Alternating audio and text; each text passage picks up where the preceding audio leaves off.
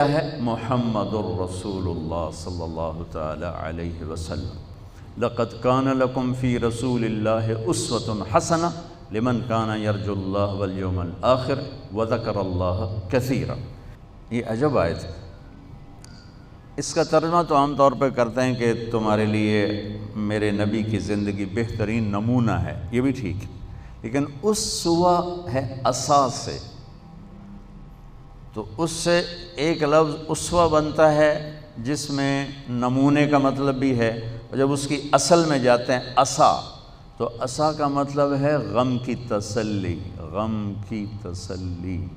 آج پوری دنیا جو دکھوں میں اور غموں میں ہے، تو میرا اللہ پیغام دے رہا ہے میرے نبی کی زندگی اختیار کرو، اللہ تمہارے سارے غم دور کر دے گا۔ پیسہ آنے سے دور نہیں ہوتے، بہت بڑا تم فرید صاحب کی طرح وی سی بن جاؤ، اس سے دکھ درد دور نہیں ہوتے۔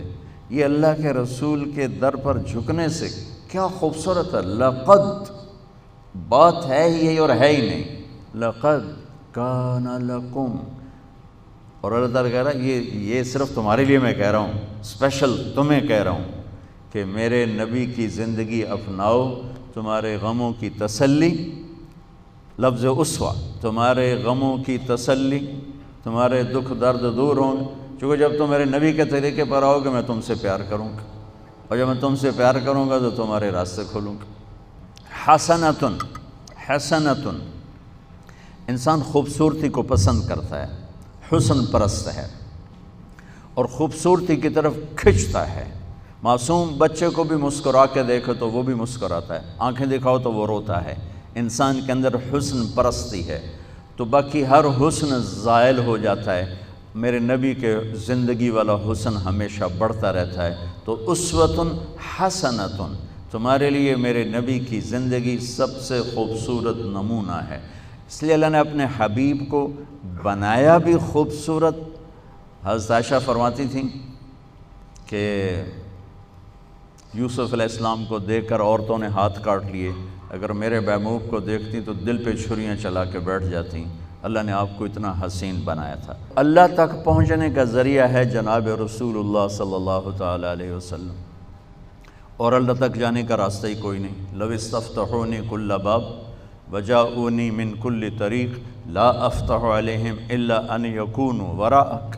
اللہ تعالیٰ نے فرمایا میرے نبی آپ اعلان کریں، یہ حدیث قدسی ہے کہ آپ کے بعد اب مجھ تک آنے کا ہر راستہ بند ہے، ہر دروازہ بند ہے، کوئی آپ کے رب کے پاس نہیں پہنچ سکتا جب تک آپ کے پیچھے نہ آئے۔ اور اللہ کو راضی کرنے پر ہی ہماری زندگی کی تکمیل اور کامیابی ہے۔ اگر اللہ کو کھو دیا تو سب کچھ کھو دیا۔ یا ابن آدم اطلبنی تجدنی، میرے بندے جو مرضی کام کرنا ہے کر، پر میری طلب میں رہ، میری تلاش میں رہ۔ فَإِن وَجَدْتَنِي وَجَدْتَ كُلَّ شَيْءٍ، اگر تو نے مجھے پا لیا تو نے سب کچھ پا لیا۔ وَإِن فُتَّنِي فَاتَكَ كُلُّ شَيْءٍ، اگر تو نے مجھے کھو دیا تو تم نے سب کچھ کھو دیا۔ وَأَنَا خَيْرٌ لَكَ مِن كُلِّ شَيْءٍ، اور میں تیرے لیے ہر چیز سے بہتر ہوں۔ وَرِضْوَانٌ مِّنَ اللَّهِ أَكْبَرُ، اور اللہ کا راضی ہو جانا سب سے بڑی دولت۔ یا ابن آدم لی علیک فریضہ ولک علی رزق، میرے بندے ایک کام میرے ذمہ ہے تجھے روٹی کھلانا، ایک کام تیرے ذمہ ہے اپنے رب کی اطاعت کر کے چلنا۔ یہ اللہ کو پا لینا ہماری معراج ہے، ہماری کامیابی ہے، ہمارا آنے کا مقصد پورا ہو گیا۔ اللہ کو کھو کر گم کر کے کسی نے کچھ نہیں پایا، وہ ساری دنیا کا مالک بن جائے، بادشاہ بن جائے۔ سکندر اعظم نے بابل میں جب موت نے جھٹکا دیا تو ایک آہ بھری اور کہا کوئی ہے جو مجھ سے میری ساری حکومت لے لے اور مجھے اتنے دن مہلت دے دے کہ میں مقدونیہ جا کے مرنا چاہتا ہوں، اور ساری دنیا کو فتح کر کے یہ حسرت لے کر بابل میں ہی مرا، اور اس کے تابوت کو اسکندریہ لے گئے، مختلف قول ہیں، وہاں جا کے دفن کیا گیا۔ تو میرے عزیزو، اپنی منزل اپنے اس طریقے زندگی میں اللہ کو اپنی منزل بناؤ، اللہ کہ یا اللہ تو مل جائے، تو مل جائے۔